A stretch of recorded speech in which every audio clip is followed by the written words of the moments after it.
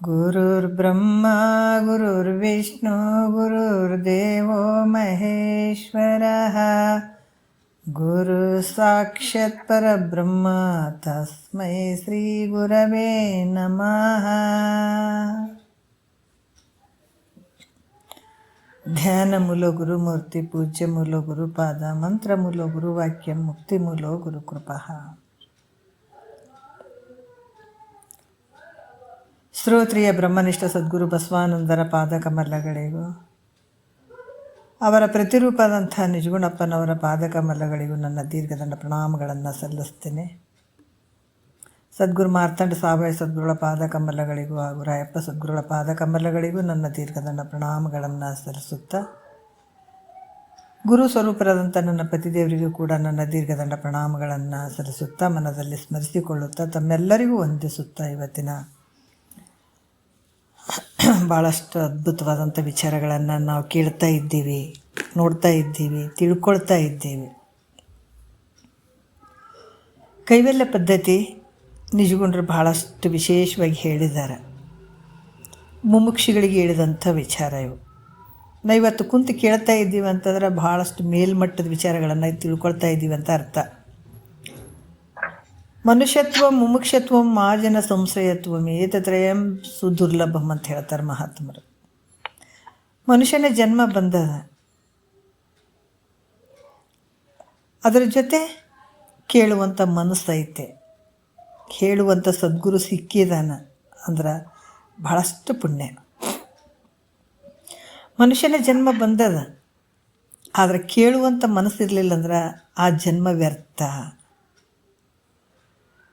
ಕೇಳುವಂಥ ಮನಸ್ಸು ಐತೆ, ಮನುಷ್ಯನ ಜನ್ಮನೂ ಬಂತು, ಕೇಳುವಂಥ ಮನಸ್ಸು ಐತೆ.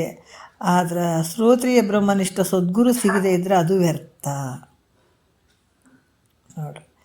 ಅದಕ್ಕೆ ಮನುಷ್ಯನ ಶರೀರನೂ ಬಂತು, ಕೇಳುವಂಥ ಮನಸ್ಸನ್ನು ಬಂತು, ಶ್ರೋತ್ರಿಯ ಬ್ರಹ್ಮನಿಷ್ಠ ಸದ್ಗುರು ಹೇಳುವಂಥವನು ದೊರೆತ ಅಂದಮೇಲೆ ಜನ್ಮ ಪಾವನ. ಹಾಗಾಗಿ ಇವತ್ತು ನಿಜಗುಂಡ್ರ ವಿಚಾರಗಳು ಸಿಗಬೇಕನ್ನುವಂಥದ್ದು, ಈ ವಿಚಾರಗಳು ಕಿವಿಗೆ ಬೀಳುವಂಥವೇ ಭಾಳ ಪುಣ್ಯದ ಇವು ಅಷ್ಟಿಷ್ಟಲ್ಲ. ಇವು ಇಲ್ಲಿ ಮಹಾತ್ಮರು ಏನು ಹೇಳ್ತಾರೆ, ಕೈವಲ್ಯ ಅಂತಂದ್ರೇನು? ಮುಕ್ತಿ. ಮುಕ್ತಿ ಅಂದ್ರೇನು? ಏನಾದರೂ ಗುರುಗಳು ತಂದು ಕೇಸಿ ಮುಕ್ತಿಯನ್ನು ಒಂದು ವಸ್ತು ಥರ ಕೊಡ್ತಾರೇನ್ರಿ ಅಂದ್ರೆ ಹಾಗಲ್ಲ. ಮುಕ್ತಿ ಅನ್ನುವಂಥ ಮೊದಲೇ ನೀನು ಮುಕ್ತನ ಇದ್ದೀಯ. ಯಾಕಂತಂದ್ರೆ ಈ ಒಂದು ಜನನ ಮರಣ ರಹಿತನನ್ನಾಗಿ ಮಾಡ್ಕೊಳ್ಳುವಂಥದ್ದು, ಅದರ ದುಃಖದಿಂದ ಬಿಡುಗಡೆ ಆಗುವಂಥದ್ದು. ಮೊದಲೇ ನೀ ಆನಂದಿದೀಗ. ಒಬ್ಬ ವ್ಯಕ್ತಿಗೆ ಹುಷಾರಿರಂಗಿಲ್ಲ, ಏನು ಆರಾಮಿರಂಗಿಲ್ಲ ಅಲ್ಲ, ಜ್ವರ ಅದು ಬಂದು ಆರಾಮಿರಂಗಿಲ್ಲ. ಏನಾಗ್ಯದಂದ್ರೆ ನಮ್ಗೆ ಆರಾಮಿಲ್ಲರಿ ಅಂತಂತೀವಿ. ಯಾವಾಗ ಆರಾಮಿಲ್ಲ? 2 ದಿವಸದಿಂದ ಆರಾಮಿಲ್ಲರಿ ಅಂತೀವಿ.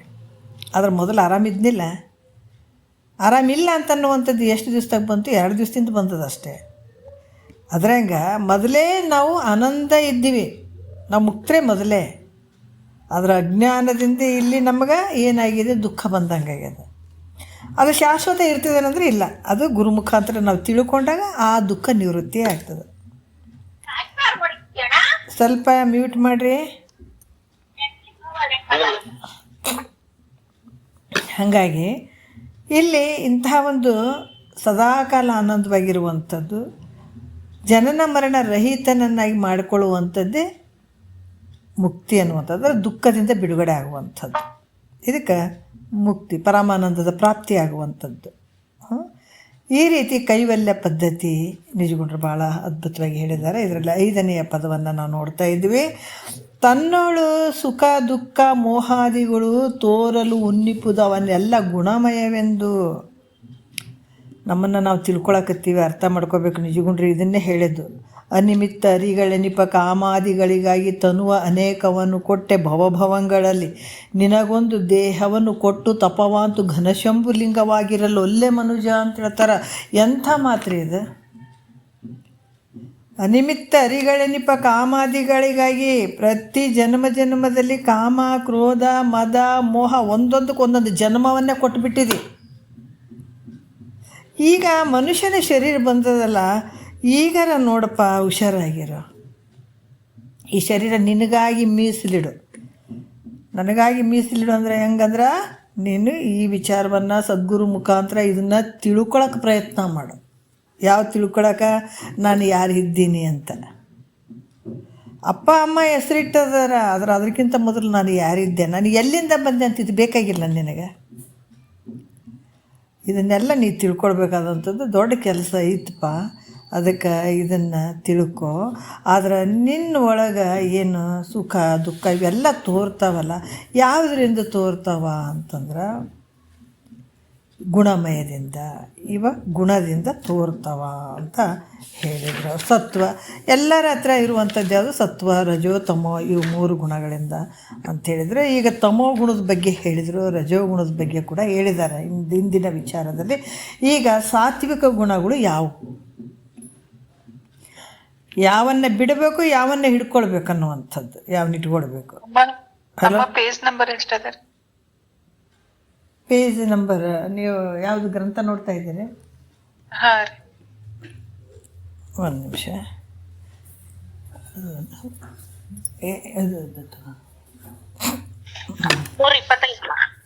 ಹೇಳ್ರಿ, ಯಾರಾದ್ರೂ ಹೇಳ್ರಿ. ಇಲ್ಲಿ ಹಾಂ ಹೇಳ್ರಿ. 325 ರೀ. 325. ಹೌದು. ಕರುಣಾವಿನಯ ಅಂತ ಹೇಳ್ತಾರ್ರಿ ಇವಾಗ. ಈಗ ಸಾತ್ವಿಕ ಗುಣಗಳ ಬಗ್ಗೆ ಹೇಳ್ತಾರೆ ಅವರು.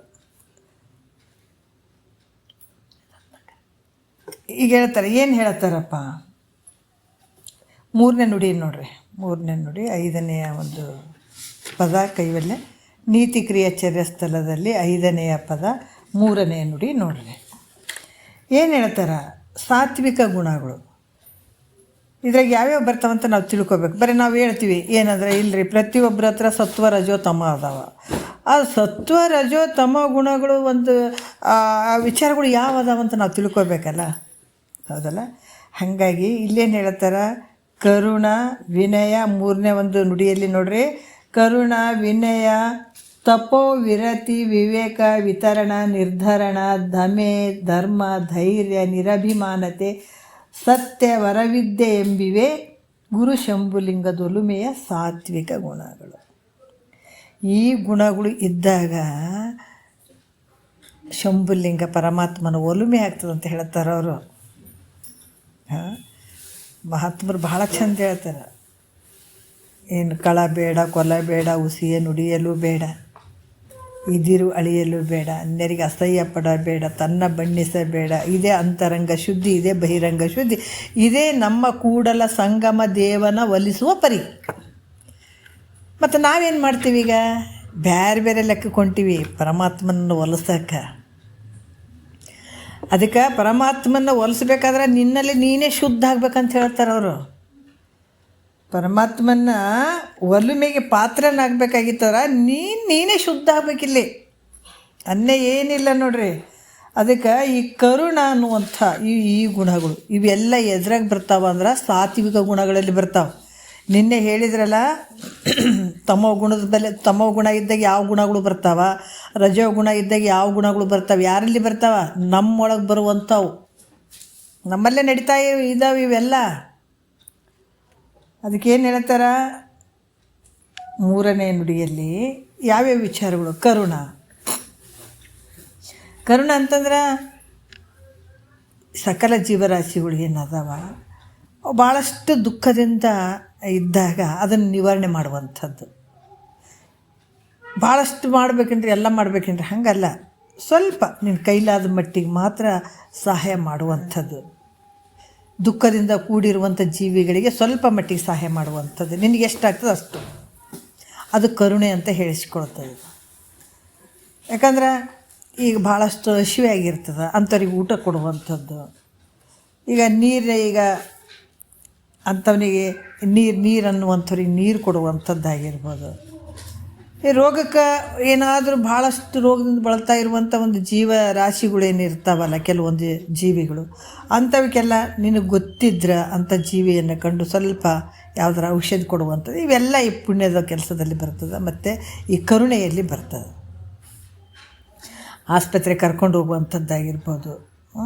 ಮತ್ತು ಚಳಿಯಿಂದ ನಡ್ತಾ ಇರುವಂಥ ಒಂದು ಜೀವಿಗಳಿಗೆ ಅಥವಾ ಮನುಷ್ಯರಿಗೆ ಅಥವಾ ಯಾರೇ ಆಗಿರ್ಬೋದು ಆ ವಸ್ತ್ರಾದಿಗಳನ್ನು ಕೊಟ್ಟು ಆ ಚಳಿಯಿಂದ ಆಗ್ತಕ್ಕಂಥ ದುಃಖವನ್ನು ಬಿಡಿಸುವಂಥದ್ದು, ಇವೆಲ್ಲ ಕರುಣಾ ಗುಣ ಅಂತ ಹೇಳಿಸ್ಕೊಳ್ತದೆ. ಅದಕ್ಕೆ ಬಸವಣ್ಣವ್ರು ಕೂಡ ಹೇಳ್ತಾರೆ, ದಯವಿಲ್ಲದ ಧರ್ಮ ಆವುದಯ. ಮೊದಲಿರುವಂಥದ್ದು ಧರ್ಮ ಯಾವುದು?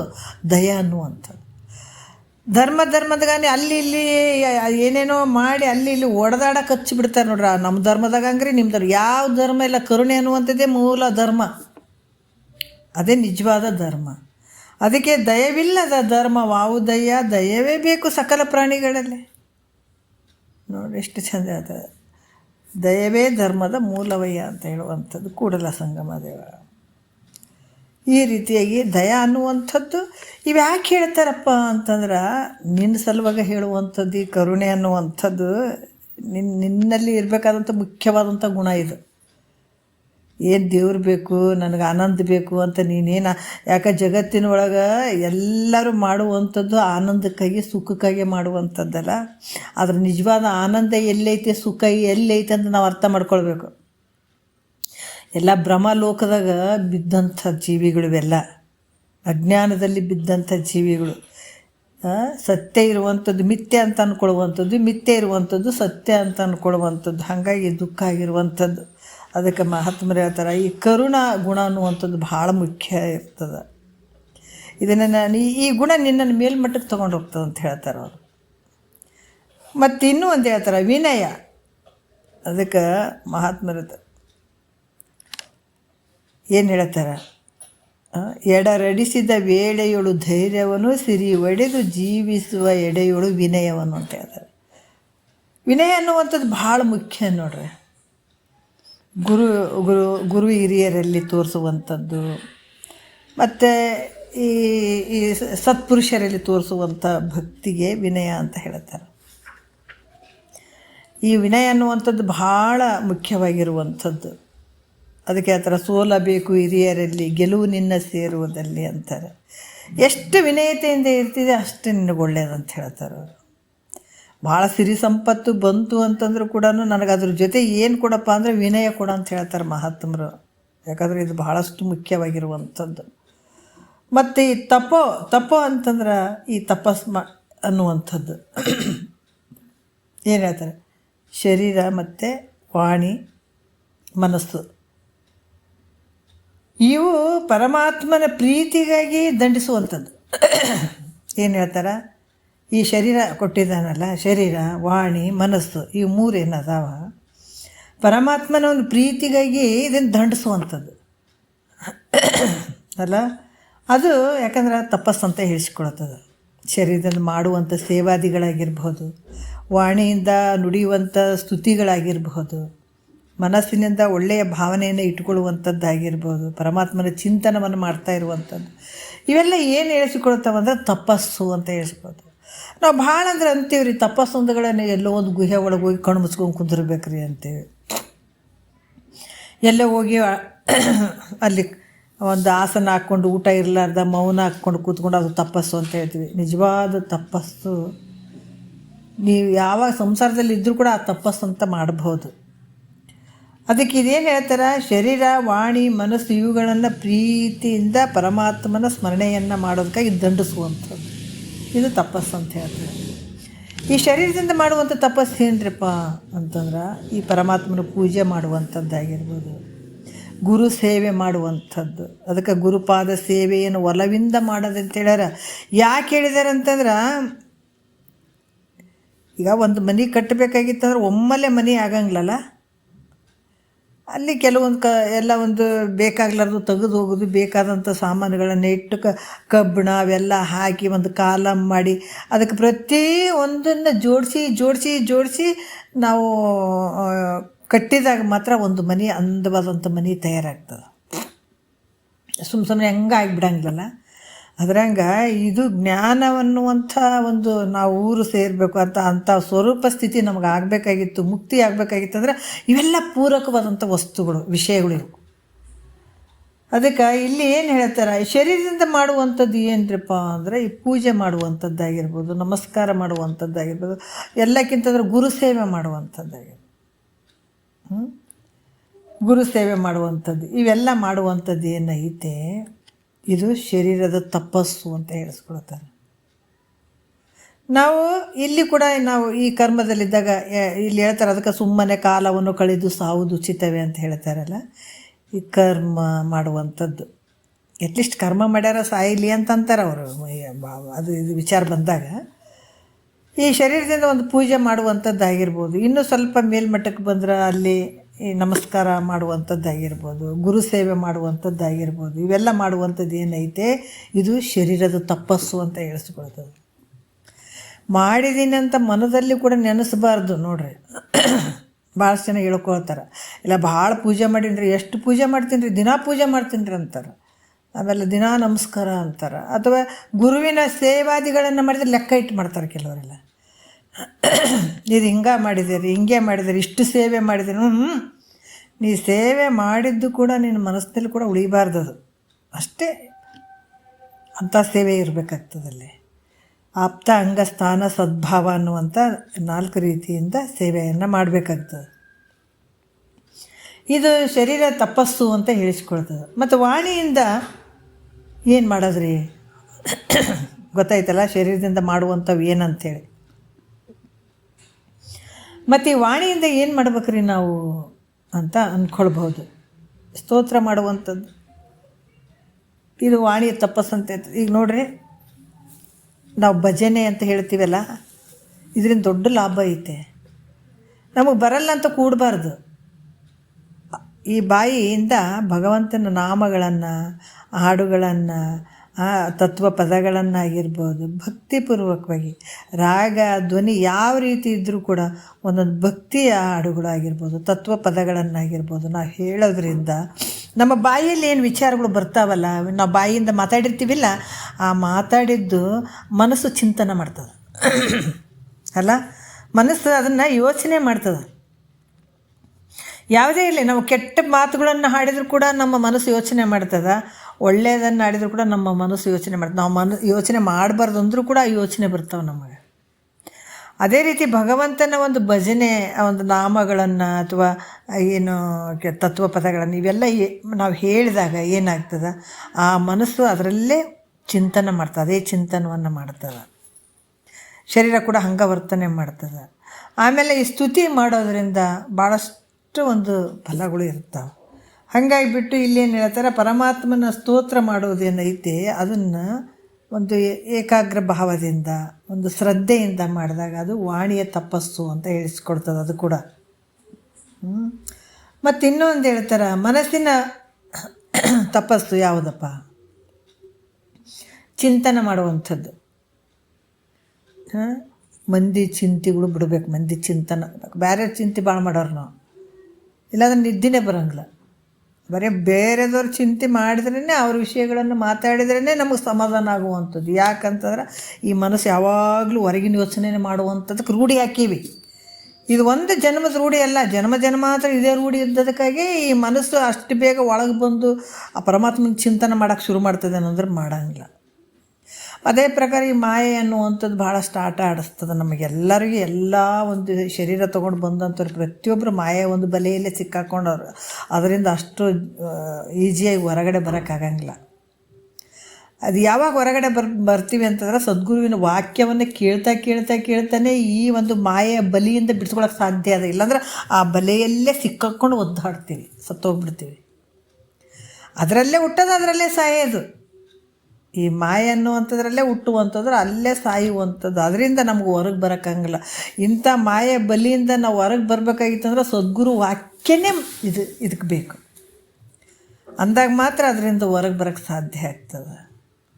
ಅದಕ್ಕೆ ಇಲ್ಲಿ ಕೂಡ ಮನಸ್ಸಿನ ಒಂದು ಚಿಂತನೆ ಏನು, ಪರಮಾತ್ಮನನ್ನು ಚಿಂತನೆ ಮಾಡುವಂಥದ್ದು. ಯಾವಾಗಲೂ ಪರಮಾತ್ಮನ ಒಂದು ಚಿಂತನೆ ಮನಸ್ಸಿನಲ್ಲಿ ಮಾಡುವಂಥದ್ದು. ಇದೇನಂತಾರೆ, ಇದಕ್ಕೆ ಮಾನಸಿಕ ತಪಸ್ಸು ಅಂತ ಹೇಳಿಸಿಕೊಡ್ತದ. ಸಂಸಾರದಾಗಿರ್ರಿ, ಸಂಸಾರ ಬಿಟ್ಟು ಹೋಗಿ ಎಲ್ಲೆಲ್ಲೋ ನೆನೆಸ್ರಿ, ಕೂಡ್ರಿ, ಮಾಡಿರಿ, ಸಾಧನೆ ಮಾಡಿರಿ ಅಂತ ಎಲ್ಲೂ ಹೇಳಿಲ್ಲ. ಇದಕ್ಕೆ ಮುಖ್ಯವಾಗಿ ಸಾಧನೆಗೆ ಬೇಕಾದಂಥದ್ದು ಯಾವುದು ಅಂದರೆ ಈ ಮನಸ್ಸು ಅನ್ನುವಂಥದ್ದು. ಈ ಸಂಸಾರದಲ್ಲಿದ್ದರೂ ಕೂಡ ಮನಸ್ಸು ಭಗವಂತನ ಚಿಂತನೆ ಮಾಡಲಿ. ಯಾರಾದ್ರೂ ನಿನ್ನ ಕಸ್ಕೊಳಕ್ಕೆ ಬರ್ತಾರೆ, ನೋಡಕ್ಕೆ ಬರ್ತಾರೆ, ಇದ್ಯಾಕೆ ಮಾಡ್ತೆ ಅಂತಾರೆ. ಮಾಡಿ, ಶರೀರದಿಂದ ಬೇಕಾದಂಥ ಕೆಲಸಗಳನ್ನು ಮಾಡು, ಸಂಸಾರದಲ್ಲೇ ಇರೋ. ಅದ್ರ ಮನಸ್ಸು ಪರಮಾತ್ಮನ ಚಿಂತನೆ ಮಾಡು, ಎಲ್ಲ ದುಃಖಗಳಿಂದ ಬಿಡುಗಡೆ ಆಗ್ತೀನಿ ನೀನು. ಎಷ್ಟು ಅದ್ಭುತ ವಿಚಾರ ಹೇಳ್ತಾರೆ ಮಹಾತ್ಮರು. ಅದಕ್ಕೆ ಈ ರೀತಿ ಚಿಂತನೆ, ಪರಮಾತ್ಮನ ಚಿಂತನೆ ಮಾಡೋದೇನೈತೆ ಅದು ಮಾನಸಿಕ ತಪಸ್ಸು ಅಂತ ತಿಳಿಸ್ಬೋದು. ಮತ್ತು ಇನ್ನೂ ಒಂದು ಹೇಳ್ತಾರೆ,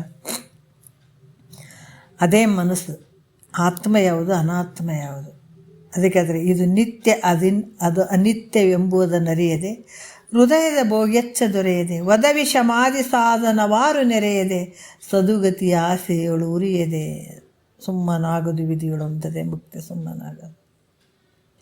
ಏನು ಹೇಳ್ತಾರೆ, ಈ ಪರಮಾತ್ಮನ ಒಂದು ಈ ಚಿಂತನೆ ಮಾಡುವಂಥದ್ದು ಮತ್ತು ಆತ್ಮ ಅನಾತ್ಮ ವಿಚಾರವನ್ನು ಮಾಡುವಂಥದ್ದು, ಇದು ಒಂದು ದೊಡ್ಡ ತಪಸ್ಸು ಅಂತ ಅನಿಸ್ಕೊಳ್ಳೋದು. ಯಾವುದು ಆತ್ಮ, ಯಾವುದು ಅನಾತ್ಮ ಅದ, ಯಾವುದು ಸತ್ಯ ಅದ, ಯಾವುದು ಮಿಥ್ಯ ಅದ, ಇದನ್ನು ಚಿಂತನೆ ಮಾಡ್ಬೇಕು. ಸದ್ಗುರುನಾಥ್ ಹೇಳ್ತಾನೆ, ಯಾವುದು ದೃಶ್ಯವಾಗಿ ತೋರ್ತದೆ ಎಲ್ಲ ಮಿಥ್ಯೆ ಐತೆ. ನಾವೆಲ್ಲೋ ಒಂದು ನಾವು ಇವನ್ನೆಲ್ಲ ಏನು ಮಾಡಬೇಕು, ಚಿಂತನೆ ಮಾಡಿಕೊಡ್ಬೇಕು. ಚಿಂತನೆ ಗುರುನಾಥ್ ಹೇಳಿದ ನಂತರ ಎಲ್ಲೇ ಆಗಲಿ ಒಂದನ್ನು ಹಿಡಿಬೇಕು. ಒಂದು ವಿಚಾರ ನಾನು ಹೇಳುವಂಥದ್ದು, ಒಂದು ಕ್ರಮವಾಗಿ ನಾವು ಏನಾದರೂ ಕೇಳ್ತಾ ಇದ್ದೀವಿ, ಇದಂತಲ್ಲ, ಯಾವುದೇ ಎಲ್ಲೇ ಆದರೂ ಒಂದು ಸತ್ಸಂಗ ಮಾಡುವಂಥದ್ದು ಅರ್ಧ ಆಗಬಾರ್ದು. ಗುರುನಾಥ ಹೇಳಿದ್ನಂತಂದ್ರೆ ನೋಡ್ರಿ, ಇವು ಬೆಲೆ ಕಟ್ಟೋಕ್ಕಾಗದೇ ಇರುವಂಥ ವಾಕ್ಯಗಳಿರ್ತಾವೆ. ಒಬ್ಬ ಡಾಕ್ಟ್ರ್ ಹತ್ರ ಹೋಗ್ತೀವಿ, ಅವ್ರು ಹೇಳ್ತಾರೆ 3 ದಿವಸದ ಟ್ಯಾಬ್ಲೆಟ್ಸ್ ಕೊಡ್ತಾರೆ, 5 ದಿವಸದ್ದು ಕೊಡ್ತಾರೆ. ಇವನ್ನ ಕರೆಕ್ಟಾಗಿ ತೊಗೊಳ್ರಪ್ಪ, ಕಡಿಮೆ ಆಗ್ತದೆ ಅಂತ ಹೇಳ್ತಾರೆ. ಮತ್ತು ಹೋಗಿ 1 ದಿವಸ ಗುಳಿಗೆ ತೊಗೊಂಡು ಮತ್ತೊಂದು ಡಾಕ್ಟ್ರ್ ಹತ್ರ ಹೋದ್ರೆ ಮತ್ತು ಅವರು ಒಂದಿಷ್ಟು ಕೊಡ್ತಾರೆ. ಮತ್ತು ಅದು 1 ದಿವಸ ತೊಗೊಂಡು ಇನ್ನೊಂದು ಡಾಕ್ಟ್ರ್ ಹತ್ರ ಹೋದ್ರೆ ಮತ್ತು ಅವ್ರು ಬೇರೆ ಕೊಡ್ತಾರೆ. ಅಲ್ಲಿ ಏನಾಗ್ತದೆ, ಇನ್ನೊಂದು ಸ್ವಲ್ಪ ರಿಯಾಕ್ಷನ್ ಆಗ್ತದೆ. ನಿನಗೆ ಹುಷಾರಾಗ್ತದೆ ಅಂದರೆ ಇಲ್ಲ.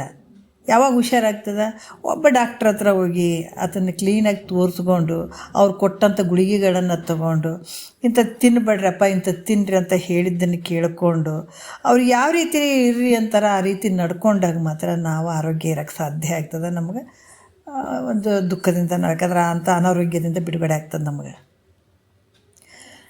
ನಾವು ಇದನ್ನು ಒಂದಿಷ್ಟು ಬಿಡೋದು, ಅದೊಂದಿಷ್ಟು ಕೇಳೋದು, ಅದೊಂದಿಷ್ಟು ಬಿಡೋದು, ಅದೊಂದಿಷ್ಟು ಕೇಳೋದು ಅಂತಂದ್ರೆ ಇಲ್ಲಿ ಸ್ವಲ್ಪ ಅನರ್ಥ ಆಗ್ತವೆ. ಸದ್ಗುರುನಾಥ್ ಏನು ಹೇಳಿದೆನೋ ಅದನ್ನು ಸ್ವೀಕಾರ ಮಾಡಬೇಕು, ಅದನ್ನು ತಿನ್ನಬೇಕು, ಅರಗಿಸ್ಕೊಳ್ಬೇಕಿದು. ಇದು ಅಷ್ಟು ಈಸಿಯಾಗಿ ಆಗ್ತದೇನಂದ್ರೆ ಅಷ್ಟು ಈಸಿಯಾಗಿ ಆಗಲ್ಲ. ಹೌದು, ಕಾಣುವಂಥವೆಲ್ಲ ದೃಶ್ಯದ ಪ್ರಪಂಚ ಎಲ್ಲ ಸುಳ್ಳೈತೆ, ದೃಶ್ಯವಾಗಿ ಕಾಣಿಸಿಕೊಳ್ಳುವಂಥ ಎಲ್ಲ ವಸ್ತುಗಳು ಮಿಥ್ಯೆ ಐತೆ ಅಂತ ಹೇಳ್ತಾ ಇದ್ದಾರೆ. ಅದು ಹೇಗೆ ಮಿಥ್ಯೆ ಆಗ್ತದ, ನಾವು ಒಳಗೆ ಚಿಂತನೆ ಮಾಡಬೇಕಲ್ಲ. ಹೌದು, ಯಾಕಂದ್ರೆ ಪರಮಾತ್ಮಗೂ ಗೊತ್ತು ಈ ಮನುಷ್ಯನ ಸ್ವಭಾವ ಸರಿ ಇಲ್ಲ ಅಂತ ಗೊತ್ತು ಪರಮಾತ್ಮಗೆ. ಈ ಮನುಷ್ಯನ ಮನಸ್ಸು ಸರಿ ಇಲ್ಲ ಅಂತ ಗೊತ್ತು. ಅದಕ್ಕೆ ಏನಾದರೂ ಹೇಳಿದರೆ ಏನಾದರೂ ಒಂದು ತಿಳ್ಕೊಳ್ಳುವಂಥದ್ದು, ಏನಾದರೂ ಹೇಳಿದರೆ ಏನಾದರೂ ಒಂದು ತರ್ಕ ಮಾಡುವಂಥ ಮನಸ್ಸಿದು. ಆದರೆ ಪರಮಾತ್ಮ ಕರುಣಾಮಯಿ. ಇದನ್ನು ತಿಳ್ಕೊಂಡು ಪ್ರಾಕ್ಟಿಕಲ್ಲಾಗಿ ಅವರು ವಿಚಾರ ಮಾಡಿ ಯಾವುದು ಸತ್ಯ ಅದ ಯಾವುದು ಮಿಥ್ಯ ಅದಂತ ಅವರು ತಿಳ್ಕೊಂಡು ಈ ಜಗತ್ತಿನ ಉದ್ಧಾರ ಆಗಲಿ, ಎಂಥವ್ರು ಉದ್ಧಾರ ಆಗಲಿ ಅಂತ ಬಯಸ್ತಾ ಇದ್ದಾನೆ ಪರಮಾತ್ಮ. ಯಾವ ಭೋಗ ಭಾಗ್ಯಾದಿ ವಸ್ತುಗಳು ನನಗೆ ಬೇಕಾಗಿಲ್ಲ, ಅದರ ಅಪೇಕ್ಷೆ ನನಗಿಲ್ಲ. ಅಪ್ಪ ನಿನ್ನನ್ನು ಕಾಣಬೇಕು, ಇಂಥ ಜನನ ಮರಣ ದುಃಖದಿಂದ ನಾನು ಬಿಡುಗಡೆ ಆಗಬೇಕು ಅನ್ನುವಂಥ ಯಾವಾಗ ಪುಣ್ಯಾತ್ಮ ಜೀವಿಗಳಿರ್ತಾವಲ್ಲ ಅಂಥವರಿಗೆ ಕೆಲವು ವಿಚಾರಗಳನ್ನು ನಮ್ಗೆ ಸಮೃದ್ಧಿಯಾಗಿ ಕೊಟ್ಟಿದ್ದಾನೆ ಪರಮಾತ್ಮ. ಹೇಳ್ತೇನೆ, ಅದು ಕರುಣಾಮಯಿ. ಅದಕ್ಕೂ ಕೂಡ ಗೊತ್ತು, ಯಾಕಂದ್ರೆ ಮನುಷ್ಯನ ಶರೀರ ನರಜನ್ಮದಿಂದ ಹೆದೋಳು ಮಿಗಿಲುಂಟೆ ಅಂತ ಹೇಳಿದ್ದಾರೆ. ಎಲ್ಲ ಪ್ರಾಣಿ ಪಕ್ಷಿಗಳಿಗೆ ಆತಗೇನು ದ್ವೇಷ ಇಲ್ಲ, ಪರಮಾತ್ಮಗೆ ದ್ವೇಷ ಇಲ್ಲ. ಯಾಕಂದರೆ ಈ ಶರೀರ ನೀನು ಕೊಟ್ಟುಬಿಟ್ಟು ಅಂದವಾದಂಥ ಶರೀರ ಕೊಟ್ಬಿಟ್ಟು ಪ್ರಾಣಿ ಪಕ್ಷಿಗಳಿಗೆಲ್ಲ ಅಂಥ ಶರೀರ ಕೊಟ್ಟನಂದ್ರೆ ಪರಮಾತ್ಮಗೆ ಏನಾದರೂ ಭೇದ ಐತೇನು? ಎಲ್ಲ ದೃಷ್ಟಿಯಿಂದ ಪರಮಾತ್ಮನ ಮಕ್ಕಳೇ ಎಲ್ಲನೂ, ಪರಮಾತ್ಮನ ಅಂಶನೇ ಎಲ್ಲನೂ. ಸಕಲ ಜೀವರಾಶಿಗಳು ಪರಮಾತ್ಮನ ಅಂಶ. ಮತ್ತು ಈ ಶರೀರ ಯಾಕೆ ಬಂದವು ಹಿಂಗೆ? ಅವು ಗಿಡ ಮರಗಳಾಗಿ ಹುಟ್ಟಿದ್ವು, ಪ್ರಾಣಿ ಪಕ್ಷಿಗಳಾಗಿ ಹುಟ್ಟಿದ್ವು, ಅದು ಆಗಿ ಹುಟ್ಟಿದ್ವು, ಇದಾಗಿ ಹುಟ್ಟಿದ್ವು. ಮತ್ತು ಯಾಕ್ರಿ ಪರಮಾತ್ಮಗೆ ಏನಾದರೂ ಇದಾಯ್ತೇನೋ? ಏನು ಮಾಡ್ತಾನೆ ಹೇಳ್ರಿ ಆತ? ಅದಕ್ಕೆ ನಾ ಮಾಡಿದ ಕರ್ಮ ಬಲವಂತವಾದರೆ ನೀ ಮಾಡೋದೇನು ದೇವ. ಅವಕಾಶ ಕೊಟ್ಟಿದ್ದಾನೆ, ನಾವು ಅದನ್ನು ತಿಳ್ಕೊಳ್ಳದೆ ಇದ್ದಾಗ ಪಾಪ ಪುಣ್ಯಕ್ಕನುಸಾರವಾಗಿ ಶರೀರಗಳನ್ನು ತಾನೇ ತೊಗೊಂಡಂಗದು. ಪರಮಾತ್ಮ ಮಾಡಿಲ್ಲ.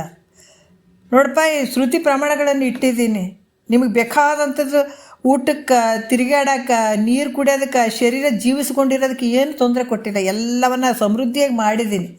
ಅದನ್ನು ತಿಂದು ನನ್ನನ್ನು ಕಂಡ್ರು, ನನ್ನಂಗಾಗರು ಅಂತ ಹೇಳ್ತಾ ಇದ್ದಾನೆ. ಶ್ರುತಿ ಪ್ರಮಾಣಗಳು ಬಂದಿದ್ದಾವೆ ಆತನು ಹೇಳಿದಂಥ ವಿಚಾರಗಳನ್ನು.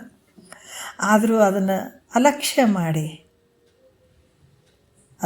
ಮಾಡಿ ಇಲ್ಲಿ ಮಾಡಬಾರ್ದು ಕೆಲಸಗಳನ್ನು, ಮನಸ್ಸಿನ ಮಾತು ಕೇಳಿ ನಾನಾ ರೀತಿಯಿಂದ ಇಲ್ಲಿ ವರ್ತನೆ ಮಾಡುವಂಥದ್ದು ಏನಿರ್ತದೆ. ಅದಕ್ಕಾಗಿ ಶರೀರಗಳು ನಾನಾ ರೀತಿಯಿಂದ ಬರ್ತಾವೆ. ಪಾಪ ಪುಣ್ಯಕ್ಕನುಸಾರವಾಗಿ ಶರೀರಗಳು ಬರ್ತಾವೆ. ಯಾವಾಗ ಪುಣ್ಯದ ಜೀವಿಗಳು ಏನಿರ್ತಾವೆ, ನಿಷ್ಕಾಮ ಪುಣ್ಯದ ಫಲದಿಂದ ಮಾಡಿದಂಥ ಈ ಶರೀರ ತೊಟ್ಕೊಂಡು ಬಂದಂಥ ಜೀವಿಗಳಿಗೆ ಅಟ್ಲೀಸ್ಟ್ ನೀವು ಇಷ್ಟು ಪುಣ್ಯದ ಕೆಲಸ ಮಾಡಿರಿ, ಇಂಥ ಕೆಲಸ ದೊಡ್ಡ ಕೆಲಸ ಮಾಡ್ಯಾರಿ, ಇವಾಗ ನನ್ನನ್ನು ತಿಳ್ಕೊಳ್ರಿ ಅನ್ನುವಂಥ ಭಾವದಲ್ಲಿ ಇದೆಲ್ಲವನ್ನು ಜಗತ್ತನ್ನು ಸೃಷ್ಟಿ ಮಾಡಿ ಶ್ರುತಿ ಪ್ರಮಾಣಗಳನ್ನು ಇಟ್ಟ ಇದೇ ಶಿವ ಮಾಯೆಯಿಂದೊಡಗೂಡಿ ಜಗತ್ತನ್ನು ಸೃಷ್ಟಿ ಮಾಡಿ ಇವೆಲ್ಲವನ್ನು ಶ್ರುತಿ ಪ್ರಮಾಣಗಳನ್ನು ಎಲ್ಲವನ್ನು ಹೇಳಿ ಯಾರ ಸಲುವಾಗಿ? ನಿನ್ನ ಸಲುವಾಗಿ. ಇದನ್ನು ತಿಳ್ಕೊಂಡು ಮುಕ್ತರಾಗಲಿ, ದುಃಖದಿಂದ ಮುಕ್ತರಾಗಲಿ, ಪರಮಾನಂದ ಸ್ಥಿತಿ ಅವರಿಗೆ ಆಗಲಿ ಅಂತ ಇದಕ್ಕಾಗಿ ಹೇಳಿದ. ಅದಕ್ಕೆ ಇದು ಹೆಂಗೆ ರೀ ನಂಬಬೇಕು? ಮತ್ತು ಜಗತ್ತು ಸತ್ಯ ಅಂತೀರಿ, ಜಗತ್ತು ಮಿಥ್ಯೆ ಅಂತೀರಿ, ಬ್ರಹ್ಮ ಸತ್ಯ ಅಂತೀರಿ. ಮತ್ತು ಈ ಜಗತ್ತು ಮಿಥ್ಯೆ ಹೆಂಗೆ? ನಾನು ಎಲ್ಲ ವ್ಯವಹಾರ ಮಾಡ್ತೀನಲ್ಲ, ಎಲ್ಲ ನನಗೆ ಹೇಳ್ತಿ ಮಕ್ಕಳು ಕಣ್ಣಿಗೆ ಕಾಣಕತ್ತಾರ, ಸಂಸಾರ ಮಾಡಾಕತ್ತೀನಿ, ಎಂಥ ಹೊಲ ಮನೆ ಆಸ್ತಿ ಸಂಪತ್ತು ಎಲ್ಲ ನನ್ನ ಕಣ್ಣಿಗೆ ಅದಾವ. ಮತ್ತು ಇದು ಹೆಂಗೆ ಗುರುಗಳು ಸುಳ್ಳು ಸುಳ್ಳು ಸುಳ್ಳು ಅಂತಾರಪ್ಪ ಜಗತ್ತು ಅಲ್ಲ ಅನ್ನಿಸ್ತದಲ್ಲ. ಜಗತ್ತು ನೋಡಿದ್ರೆ ಇದು ಸುಳ್ಳು ಅಂತಾರೆ, ಸಂಸಾರ ಸುಳ್ಳು ಅಂತಾರೆ. ಆರು ನಾನೆಂದು ವಿಚಾರಿಸು ವಿಷಮ ಸಂಸಾರ ಇದು ಕನಸು ಅಂತ ತಿಳ್ಕೊಳ್ರಿ ಅಂತಾರೆ. ಈ ಕನಸೂ ಅನ್ಸವಲ್ದು, ಸುಳ್ಳು ಅನ್ಸವಲ್ದು. ಈ ಗುರುಗಳು ಹೇಳಿದ್ದು ನಮ್ಗೆ ತಲೆಗೆ ಹತ್ತವಲ್ದು ಅಂದರೆ ಚಿಂತನೆ ಮಾಡಬೇಕಲ್ಲ. ಏನು ಚಿಂತನೆ ಮಾಡಬೇಕು? ಹೇಳಿದ್ದಾರೆ ಈ ಗುರುಗಳು, ಏನು ಹೇಳಿದ್ರು? ಸುಳ್ಳು ಐತಪ್ಪ, ನೆನೆಸಿನ ಕೀಳ ಜಗವೆಲ್ಲ ಪುಸಿ ಕನಸಿನಂದದಿ ನಿತ್ಯವಲ್ಲ, ಜನನಾದಿ ವಿಕೃತಿಯೊಂದಿಲ್ಲ, ನಿನಗೆನ್ನುತ್ತೀವೆ ಶ್ರುತಿ ಕುಲವೆಲ್ಲ. ಏನರಪ್ಪ ಗುರುಗಳು ಏನು ಹೇಳ್ತಾರ? ಈ ಜಗತ್ತು ಸುಳ್ಳು ಅಂತಾರ, ಕನಸು ಅಂತಾರ. ಇದೇನು ನನಗೆ ಗೊತ್ತೋ ಆಗವಲ್ದು, ಹೆಂಗೆ ಅಂತ ನೀನು ಚಿಂತನೆ ಮಾಡಬೇಕಲ್ಲ. ಆವಾಗ ಜಾಗ್ರ ಸ್ವಪ್ನ ಸುಸುಪ್ತಿ ವಿಚಾರ ಮಾಡು. ಜಾಗ್ರದಲ್ಲಿ ಮಾತ್ರ ಶರೀರ ಐತೆ. ಜಾಗ್ರದಲ್ಲಿ ಮುಂಜಾನೆಯಿಂದ ಎಚ್ಚರಾಗಿರ್ತೀವಿಲ್ಲ, ಶರೀರ ಒತ್ಕೊಂಡು ತಿರುಗಾಡಕತ್ತೀವಿ ನೋಡ್ರಿ. ಶರೀರ ಒತ್ಕೊಂಡೇ ತಿರುಗಾಡ್ತೀವಿ. ಪ್ರತಿಯೊಬ್ಬರು ಇದೊಂದು ಶರೀರವನ್ನು ಒತ್ಕೊಂಡು ತಿರುಗಾಡೋದು ಪನಿಷ್ಮೆಂಟ್. ಇದು ನಾವು ತಿಳ್ಕೊಂಡಿದ್ವಿ ನಮ್ಮ ಶರೀರ ಚಂದ್ರಿ, ನಿಮ್ಮ ಶರೀರ ಚಂದ್ರಿ, ನಾವು ಚಂದ್ರಿ ನೀವು ಚಂದ್ರಿ, ನಾ ಬೆಳಗಿನ್ರಿ ನಾ ಕಪ್ಪದೇನ್ರಿ. ಇದಕ್ಕೆ ಅಂದ ಚಂದ ತಿನ್ನಿಸೋದು ಉಣಿಸೋದು ಇದೇ ನಡೆದು ಬಿಟ್ಟದ ನೋಡ್ರಿ ಜಗತ್ತಿನೊಳಗೆ. ಪರಮಾತ್ಮನ ದೃಷ್ಟಿಯಿಂದ ಈ ಶರೀರ ಅನ್ನುವಂಥದ್ದು ನೋಡ್ರಿ ಬಂದು ಹಾಕ್ಕೊಂಡು ಬಿದ್ದದ್ದು ನೋಡ್ರಿ ನಮಗೆ. ಇದು ಪನಿಷ್ಮೆಂಟ್, ಶಿಕ್ಷೆ ಇದು. ಯಾಕೆ? ನಾನು ಯಾರಂತ ತಿಳ್ಕೊಳ್ಳಾರ್ದಕ್ಕೆ ಈ ಶರೀರ ಒತ್ಕೊಂಡು ತಿರುಗಾಡೋ ಪಾಳಿ ಬಂದದ. ಈಗ ಅರ್ಥ ಆಯ್ತಲ್ಲ? ಇದು ನಮಗೆ ಗೊತ್ತಾಗ್ಲಾರ್ದು ಇದನ್ನು ಸುಖ ಅಂತ ತಿಳ್ಕೊಂಡೀವಿ. ನಾ ಚಂದಿನಿ ನೀ ಚಂದಿರಿ. ಎಲ್ಲಿ ಚಂದಿರ್ತೀರಪ್ಪ? ಒತ್ಕೊಂಡು ತಿರುಗಾಡೋ ಪಾಳಿ ಬಂದದ. ಏನು ಈ ಬಿಟ್ಟಿ ಗಂಟು ಶರೀರ. ಈ ಗಂಟನ್ನು ಒತ್ಕೊಂಡು ಹುಟ್ಟಿನಿಂದ ಸಾಯೋವರೆಗೂ ಒತ್ಕೊಂಡು ತಿರುಗಾಡೋದು ಇದು ಪರಮಾತ್ಮನ ಶಿಕ್ಷೆ. ಇದು ಯಾಕೆ? ಪರಮಾತ್ಮ ಏನು ಹೇಳಿದಾನ ಅದ್ರ ಪ್ರಕಾರ ನಾವು ನಡ್ಕೊಂಡಿಲ್ಲ. ಅದಕ್ಕೆ ಈ ಶಿಕ್ಷೆ ಇದು ಒತ್ಕೊಂಡು ತಿರುಗಾಡೋದು ಬಂತು ಶರೀರ. ಮತ್ತು ಇದಕ್ಕೆ ಕೂಡ ಅವರು ಹೇಳ್ತಾರೆ, ಯಾವಾಗ ಈ ವಿಚಾರವನ್ನು ನೀನು ತಿಳ್ಕೊಳ್ತಿದ್ದಿ, ಗುರು ಮುಖಾಂತರನೇ ಇದನ್ನು ನೀನು ತಿಳ್ಕೊಳ್ಬೇಕಾಗ್ತದೆ ಅಂತ. ಯಾಕೆ ಬಂದೆ ನಾನು ಇಲ್ಲೇನನ್ನು ಪಡ್ಕೊಳ್ಬೇಕು ಅನ್ನುವಂಥದ್ದು ತಿಳ್ಕೊಂಡು ನಂತರ ಇದರಿಂದ ಬಿಡುಗಡೆ ಹೊಂದುವಂಥದ್ದು. ಜಾಗ್ರದಲ್ಲಿ ಹೆಂಡತಿ ಮಕ್ಕಳು ಎಲ್ಲ ಸತ್ಯ ಅಂತಲೇ ತೋರ್ತಾವೆ, ಹೌದಿಲ್ಲ? ನಿನಗೆ ಇದು ಚಿಂತನೆ ಮಾಡ್ಬೇಕು. ನೀನು ಹೆಂಗೆ ಚಿಂತನೆ ಮಾಡಬೇಕು? ಹೆಂಡತಿ ಮಕ್ಕಳು ಅವರೆಲ್ಲ ಅದಾರಪ್ಪ, ರೊಕ್ಕ ರೂಪಾಯಿ ಐತಿ, ಆಸ್ತಿ ಸಂಪತ್ತು ಎಲ್ಲ ಐತೆ, ಕೋಟಿಗಟ್ಟಲೆ ಮನೆ ಕಟ್ಟೀನಿ. ಹೌದು, ಕಟ್ಟಿದಿ, ಎಲ್ಲ ಕಟ್ಟಿದಿ, ಸಂಪತ್ತು ಮಾಡಿದಿ, ಅದು ದುನಿಯಾದ ಮಾಡಿದೆಪ್ಪ ಖರೆ. ಆದ್ರೆ ನಿಮ್ಮ ಮನೆಗೆ ಸ್ವಪ್ನದ ಅವಸ್ಥೆಗೆ ಹೋಗ್ತೀಯಲ್ಲ, ಅವಾಗ ಏನಾದರೂ ಇದು ಆಸ್ತಿ, ಹೆಂಡತಿ, ಮಕ್ಕಳು ನಿನ್ನ ಶರೀರವನ್ನು ಹಿಡ್ಕೊಂಡು ಕೋಟಿಗಟ್ಟಲೆ ಕಟ್ಟಿದಂಥ ಮನೆ ಹಿಡ್ಕೊಂಡು ಕೋಟ್ಯಾನುಗಟ್ಟಲೆ ಗಳಿಸಿದಂಥ ಸಂಪತ್ತು ಹಿಡ್ಕೊಂಡು ಇವೆಲ್ಲ ಅದಾವನು ಸ್ವಪ್ನದೊಳಗೆ? ಇಲ್ಲ. ಮತ್ತು ಇತ್ತು ಅಂತಂದ್ರೆ ನಿನ್ನ ಕನಸಿನಾಗ ಕೂಡ ಇದು ಎಲ್ಲ ತೋರ್ಬೇಕಾಗಿತ್ತು ನೀ ಮಾಡುವಂಥದ್ದು. ಅಲ್ಲಿ ಸೂಕ್ಷ್ಮ ಶರೀರ ಬರ್ತದ, ಅಲ್ಲಿ ಒಂದು ಸೃಷ್ಟಿ ಆಗ್ತದ, ಅಲ್ಲಿ ಒಂದು ಜಗತ್ತು, ಅಲ್ಲಿ ಮನಸ್ಸನ್ನು ಹಿಡ್ಕೊಂಡು 17 ತತ್ವಗಳಿಂದ ಅಲ್ಲಿ ವ್ಯವಹಾರ ಮಾಡೋಕ್ಕೆ ಶುರು ಮಾಡ್ತಿದ್ದೆ. ಇದೇ ಜೀವಾತ್ಮ ಐತನೇ ಅಲ್ಲಿ ವಾದತ್ತ. ಅಲ್ಲಿ ಹೋಗಿ ಅದನ್ನು ಅನುಭವಿಸ್ತಾನ.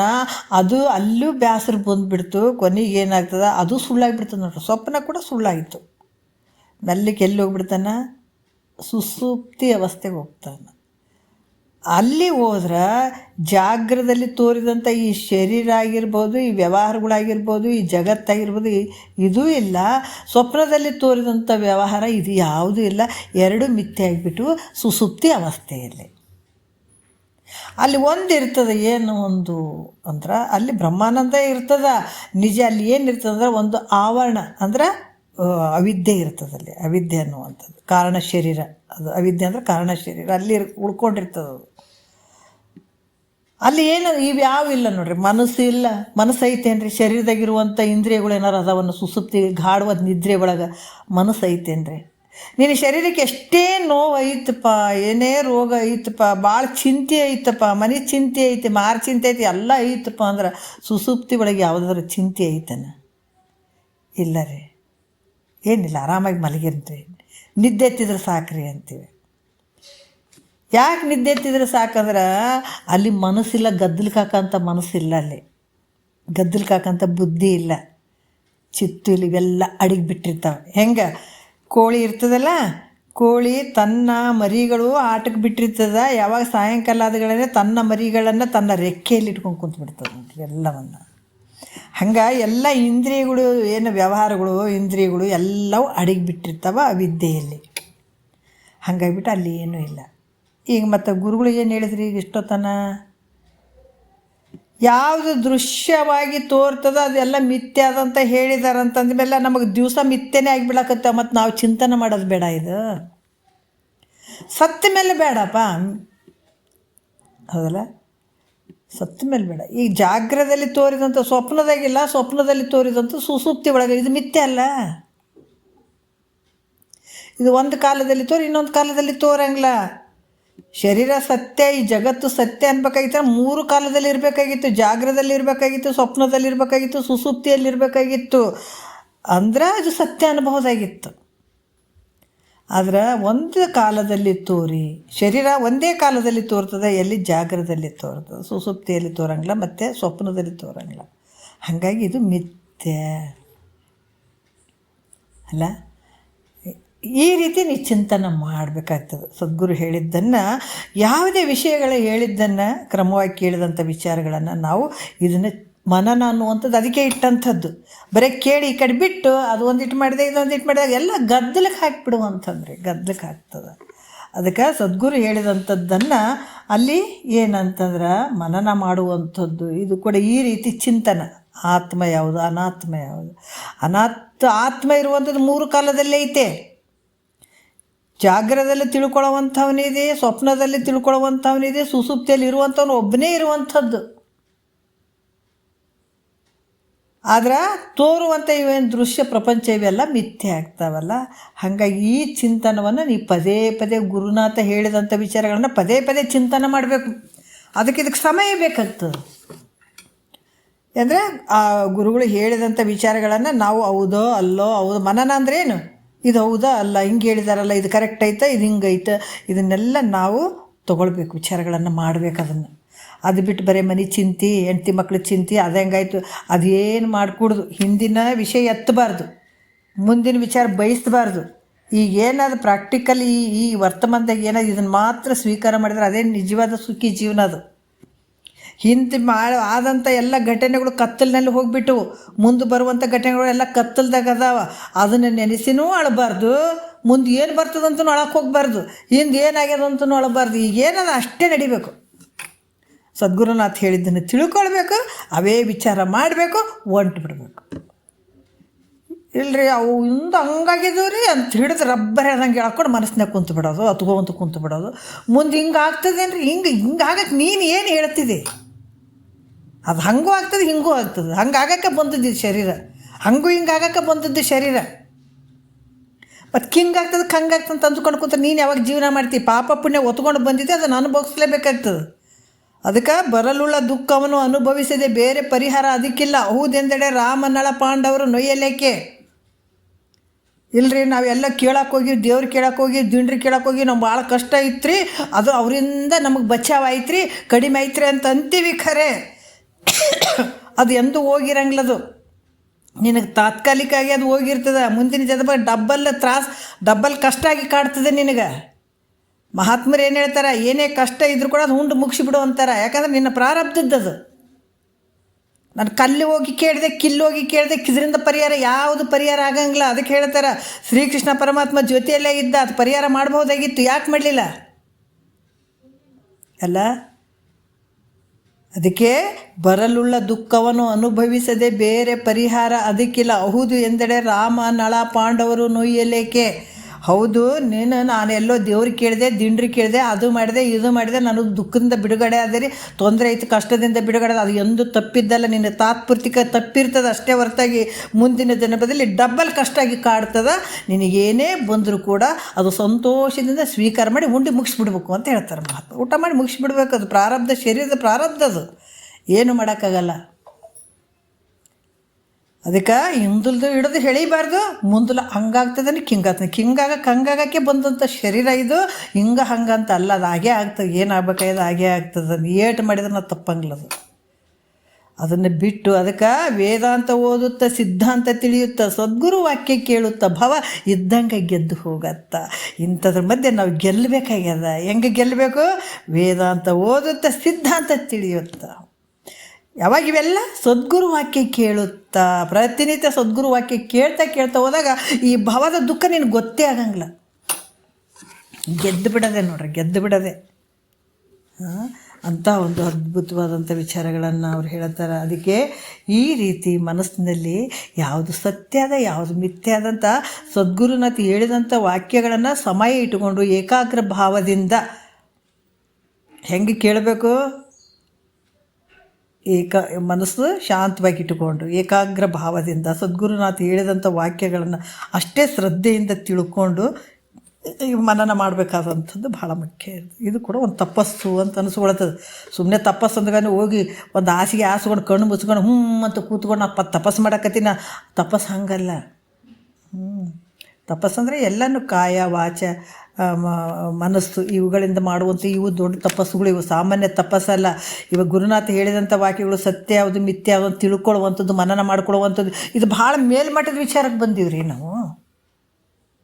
ಈಗ IAS ಆಫೀಸರ್ ಎಲ್ಲ ಪಾಸ್ ಆದಾಗ ಒಂದು ಟ್ರೈನಿಂಗ್ ಆಗ್ತಾರೆ ನೋಡ್ರಿ, ತಿಳಿಲಿ ಅಂತ ಹೇಳ್ಬಿಟ್ಟು. ಅಥವಾ ವೃತ್ತಿ ಕೋರ್ಸ್ ಅಂತ ಮಾಡ್ತಾರೆ ನೋಡ್ರಿ. ಡಿಗ್ರಿ ಎಲ್ಲ ಓದಿರ್ತಾರೆ, ಒಂದು 2-3 ಡಿಗ್ರಿ ಎಲ್ಲ ಓದ್ಯಾರ, ಆದ್ರೆ ವೃತ್ತಿ ಕೋರ್ಸ್ ಅಂತ ಮಾಡ್ತಾರೆ. ವೃತ್ತಿ ಕೋರ್ಸ್ ಮಾಡಿದ್ರೆ ಒಳ್ಳೆ ನೌಕರಿ ಸಿಗ್ತದಂತ ಮಾಡ್ತಾರಲ್ಲ, ಹಂಗೆ ಇದು ಕೂಡ ನಾವು ಭಾಳಷ್ಟು ಎಲ್ಲ ಡಿಗ್ರಿಗಳನ್ನು ಮುಗಿಸಿ ವೃತ್ತಿ ಕೋರ್ಸಿಗೆ ಬಂದೀವಿ. ಈಗ ನೌಕರಿ ಸಿಗೋದು ಅಟ್ಟೆ ನಮಗೀಗ. ಆ ನೌಕರಿಗಳು ಜೀವನ ಇರಾಗ ಏನು ರಿಟೈರ್ಮೆಂಟ್ ಆಗೋರು ಎಂಥ ಆಯುಷ್ಯ, ಯಾಕಂತಂದ್ರೆ ಆಯುಷ್ಯ ಇರುವ ಮಟ್ಟ IAS ಆಫೀಸರ್ ಆದರೂ ಕೂಡ ಅದು ಎಷ್ಟು ದಿವಸ ಅಧಿಕಾರದಿಂದ ಮೆರಿತಾನೆ ಹೇಳ್ರಿ. IAS ಆಫೀಸರ್ ಆಗಬೇಕಾದ್ರೆ ಎಷ್ಟು ಕಠಿಣವಾದಂಥ ಒಂದು ಶ್ರಮ ಇರಬೇಕಾಗ್ತದೆ ಹೇಳ್ರಿ. ನಾವು ಮಕ್ಕಳಿಗೆ ಓದಿಸಿರ್ತೀವಲ್ಲ, ನಮಗೆ ಗೊತ್ತಾಗ್ತದೆ ಎಷ್ಟು ಕಷ್ಟಪಟ್ಟಿರ್ತಾರೆ. IAS ಆಫೀಸರ್ ಆಗಲಿ, ಒಂದು ಉನ್ನತ ಅಧಿಕಾರಿಗಳಾಗಬೇಕನ್ನೋವಂಥ ಮಟ್ಟದಲ್ಲಿ ಎಷ್ಟು ಕಷ್ಟಪಟ್ಟಿರ್ತಾರೆ. ಆ ಕಷ್ಟದಲ್ಲಿ ಒಂದು ಭಾಗ ಪರಮಾರ್ಥದಲ್ಲಿ ಕಷ್ಟಪಟ್ಟರೆ ಈ ಲೋಕ ಅಲ್ಲ, ಯಾವ ಜನ್ಮಾಂತರಕ್ಕೂ ಸುಖದಿಂದ ಇರ್ತಾನೆ ಮನುಷ್ಯ. ನಾವು ಅರ್ಥ ಮಾಡ್ಕೋಬೇಕು. ಅಷ್ಟೆಲ್ಲ ಕಷ್ಟಪಟ್ಟು ಓದಿ ಎಷ್ಟು ದಿವಸ ಆನಂದವಾಗಿರ್ತಾನೆ ರೀ ಅಂತ? ಸ್ವಲ್ಪ ದಿವಸ. 60 ವರ್ಷ ರಿಟೈರ್ಮೆಂಟಿಗೆ ನಿನಗೆ ಹೊರಗೆ ಹಾಕಿಬಿಡ್ತಾರೆ ನೌಕರಿಯಿಂದ. ಅಷ್ಟು ಓದಿದ್ದು 60 ವರ್ಷ ಮಾತ್ರ ನೀನು ಇಟ್ಕೋತಾರೆ, ಅಲ್ಲಿಂದ ಹೊರಗೆ ಹಾಕ್ತಾರೆ, ಮುಗೀತು ನಿಂದು. ಅಲ್ಲ. ಆದರೆ ಇದು ಹಂಗಲ್ಲ, ಈ ನೌಕರಿ ಹಂಗಲ್ಲ. ಇದನ್ನು ತಿಳ್ಕೊಂಡು ಯಾವಾಗ ಗುರು ಮುಖಾಂತರ ತಿಳ್ಕೊಂಡು ಯಾವಾಗ ಶ್ರವಣ ಮನನ ನಿಧಿಧ್ಯಾಸನ ಮಾಡಿ ಒಂದು ದೃಢ ಮಾಡ್ಕೊಂಡು ಅಂತಂದರೆ ಈ ನೌಕರಿ ಯಾವಾಗಲೂ ಆನಂದವಾಗಿರೋಂಥದ್ದು. ಇದು ಅಂಥ ಒಂದು ಮೇಲ್ಮಟ್ಟದ ವಿಚಾರಗಳನ್ನು ತಿಳ್ಕೊಳಕ್ಕೆ ನಾವು ಬಂದೀವಿ ಈ ಮಟ್ಟಕ್ಕೆ. ಅದಕ್ಕೆ ನಮ್ಮ ಬೆನ್ನು ನಾವೆಲ್ಲರೂ ಹಿಂಗೆ ಚಪ್ಪರಿಸ್ಕೊಳ್ಬೇಕು. ಯಾಕಂದ್ರೆ ಇಂಥ ವಾಕ್ಯಗಳನ್ನು ಮಹಾತ್ಮರು ಉಂಡಂಥ ವಾಕ್ಯಗಳನ್ನು ನಾವು ತಿನ್ನಕತ್ತೀವಿ. ಮಹಾತ್ಮರು ನಡೆದಂಥ ಹೆಜ್ಜೆ ಇಲ್ಲಿ ನಾವು ನಡೆಯಕತ್ತೀವಿ. ಯಾರಿಗೆ ಸಿಗ್ತದೆ ಹೇಳ್ರಿ ಇಂಥ ಹೆಜ್ಜೆ? ಮಹಾತ್ಮರ ಪಾದ ಇಟ್ಟಂಥ ಜಾಗದಲ್ಲಿ ನಾವು ಪಾದ ಇಡಕತ್ತೀವಿ. ಅವ್ರು ಇಟ್ಟಂಥ ಜಾಗದಲ್ಲಿ ನಾವು ಸ್ಪರ್ಶ ಮಾಡಕತ್ತೀವಿ. ಅವ್ರು ಊಟ ಮಾಡಿದಂಥದ್ದನ್ನು ನಾವು ಇಟ್ಟು ತಿನ್ನಕತ್ತೀವಿ ಅಂದರೆ ನಾವು ಬೆನ್ನು ಚಪ್ಪರಿಸ್ಕೊಳ್ಳೋಣ ರೀ ನಾವೆಲ್ಲರೂ. ಇವತ್ತು ಎಷ್ಟು ಜನ್ಮದ, ಯಾವ ಜನ್ಮದ ಪುಣ್ಯ ಏನು ರೀ? ಶರೀರ ಬಂದದ, ಕುಂತು ಕೇಳುವಂಥ ಮನಸ್ಸು ಬಂದದ, ಹೇಳುವಂಥ ಸದ್ಗುರು ಸಿಕ್ಕಿದಾರ. ಯಾವ ಜನ್ಮದ ಪುಣ್ಯ ರೀ ಇದು ಅಲ್ಲ.